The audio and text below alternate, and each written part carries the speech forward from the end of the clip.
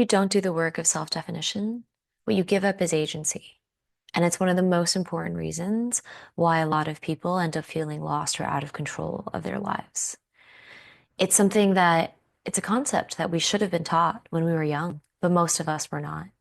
If anything, most of us were taught the opposite, that others know better than us, that our parents know what's best for us, that our teachers know what's best for us, that our community leaders, whoever they may be, know what's best for us, which then fundamentally shapes our relationship with authority and fundamentally shapes our understanding of our power to define for ourselves what is meaningful and what is valuable and how something could and should be done.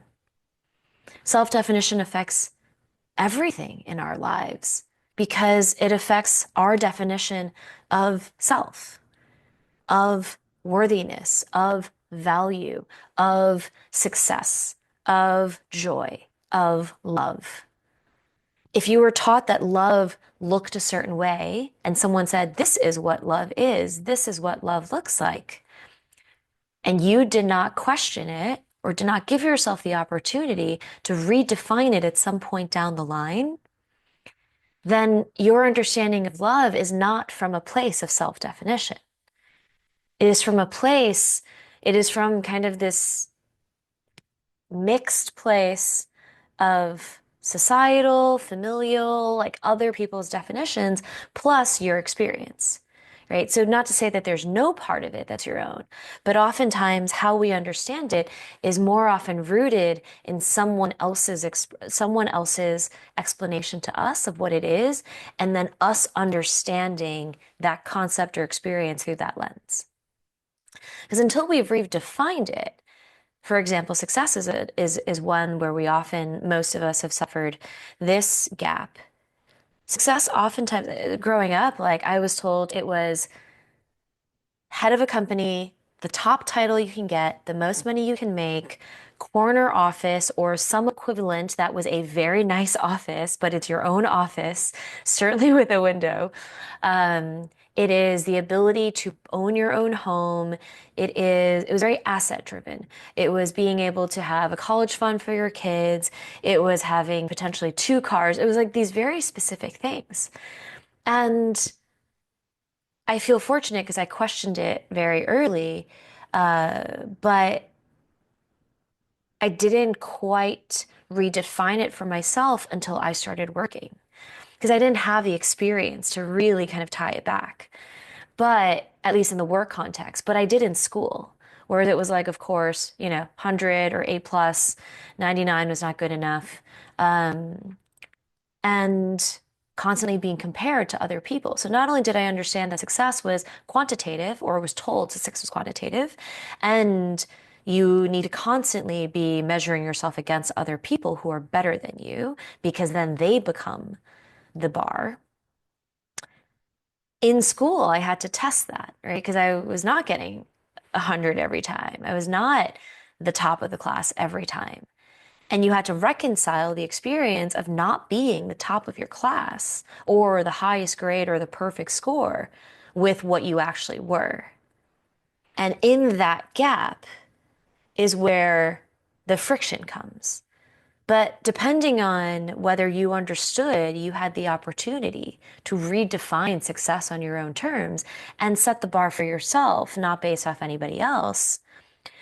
The pain you feel in that gap between the 90 whatever or the 70 or the 50 and the 100 is not only the quantitative difference between those two things, it's also how you understood the fact that you were not the definition of success. Did you internalize it? Did you then question your sense of intelligence, right? How smart you were, your worth, that you were a failure, that you were not good enough, that your parents would be disappointed in you, so on and so forth, and what that meant to you. Because then that experience encompasses all of those things. But if we had been taught that we get to define for ourselves, even if in a school setting where things are graded, you know that 100 is the rubric. You don't have to define for yourself that I have to get 100 every time. You could define for yourself, did I study really hard? Did I put in the hours? Did I try my best? Did I beat my last score? Did I um, have some minimum score that you set for yourself? Like these are all things we could have defined. And then you get the results, and then you can compare it to your own self-definition rather than someone else's. Right? And this ties to everything. This ties to what a good friend looks like, for example. Because then I've certainly had these friendships, and I'm sure other people have too, where someone has in their mind defined what a good friend entails, and they hold you to that standard. Maybe uncommunicated to you. They were just like, you are a bad friend. And you're like, why? And they tell you, and you're like, oh, that's not what I think a bad friend is, but I can understand how you felt that was like, not cool. But there's a reconciliation between your sense of like what a good friend is and their definition of what a good friend is. And it's hard for two people to continue a friendship if you have deeply polarizing definitions of what a good friend entails. It has to be like on some common ground so that you can both be a friend to each other without constantly disappointing the other person or feeling like you're disappointing the other person. And so the work of self-definition can happen across every single thing in your life, from what financial stability entails, because there's some people who like barely have any savings but do not feel financially unstable. They live paycheck to paycheck and then maybe have, some buffer of savings, but if they're used to living that way and they grew up without any savings at all, this might feel really secure. Whereas there could be someone with millions of dollars, but their lifestyle, like their lifestyle requires a monthly, cost of $50,000 and they have millions in the bank, and they have millions coming in, but their lifestyle continues to creep because they want more and more things. They buy more and more things.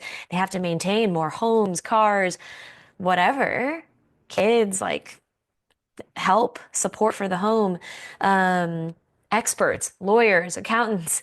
Like as that gets more and more and more, you could have millions in the bank and feel deeply financially insecure. Right? So these are all things that we get to define for ourselves. And this is another layer of the work because it starts with the definition. But if you want to do like the pro version of this work, it's then parsing out as you write these definitions, what is truly your own and what is an old talk track speaking? What is old programming that you don't actually believe, but you've been told your entire life and you've not questioned? Because then you have to do the work of questioning, okay, are these really the things that I care about? But that's like the next level. The first level is just looking across your life and thinking about what a good relationship entails, a good partnership with your partner, your romantic, partner, spouse, boyfriend, girlfriend, whatever. Like, what does that entail? What does respect in that relationship mean to you? What does love? How do you feel love? Beyond love languages, right? Like what does love in a romantic partnership look like? How do you feel it? How do you want to give it? Friendships, money, work, success, status. Do you care about status? Does that matter? What kind of person are you? Don't let anyone else define who they think you are. Like, who do you think you are? But also know that that doesn't have to be fixed, right? Like, the thing with self-definition is that you get to change it at any point in time. If at one point you thought success looked like corner office, CEO, whatever, millions a year, and now you're like, actually, success looks like a family that loves me, people in my life who want to spend time with me, who value my presence in their life, being able to enjoy my hobbies on a regular basis, feeling healthy, right? Like maybe that's what success entails now. But all of these things we get to define what being a good person looks like, what being a good leader entails, what being a good parent, father, mother, being a good daughter to our parents entails. And the thing with self-definition is that it's not going to look like other people's, and you're going to experience friction because other people are going to question why this is, why are you acting this way? Why aren't you acting in a way that I want you to act, is usually where that comes from, right? And so to live in your self-definition, you're going to have to build some fortitude. You're going to have to build a strong foundation from which you stand, from your principles, from your purpose, from your self-trust, because people are going to push back. People are going to be like, no, a good friend is this. No, a good relationship looks like this. And you're going to have to reconcile that, especially if it's in a relationship with someone else. I have to do this with my mom constantly. She's just like, if you were a good daughter, it would look like this. And I'm like, I don't subscribe to that definition. If there are things you want me to do, if there are things that would feel good to you, that would strengthen our relationship, I would love to hear it. And then we can talk about how, if a compromise needs to be made, what that could look like. But you don't get to define for me what being a good daughter entails. I could hear some things she says and be like, oh, okay, I like that. I can add that in. But that's my choice. And I don't say this to be an asshole. Like, the point of doing this is not so you can be like, nope, I don't care what you think. You can take in what other people say, but don't allow other people's thoughts, opinions, and definitions determine how you define you and what a meaningful existence means, and what being a good person means, and what being a successful entrepreneur means, and what being financially secure means, and what being a good provider means. Because so much pain in our society comes from people not meeting the expectations of other people that they may not even realize that they have adopted as their own definitions. The number of men who suffer from this deep sense of, or deep lack of self-worth because they are not a provider of a certain shape and size and form and money, like, we need to do away with that. People need to be able to reclaim the agency around how they understand what matters in their own life. And to do so, we have to be able to define for ourselves what matters, what good means, what worthy means, what honorable means, what respectful means, what that looks like, how we want to behave. That's the work. The work of self-actualization is hard. Self-definition is not necessarily easy because you have to excavate a lot of shit like in here that you may not have thought of for a long time. You may not want to because it's uncomfortable and it might bring up a lot of pain and old shit that you won't want to look at. Like, but that's the work. And when you start the work, it opens up incredibly beautiful opportunities because you get to be truer to the person that you are. But fair warning, it also will create cracks in your previous foundation if it wasn't a solid foundation from which you built.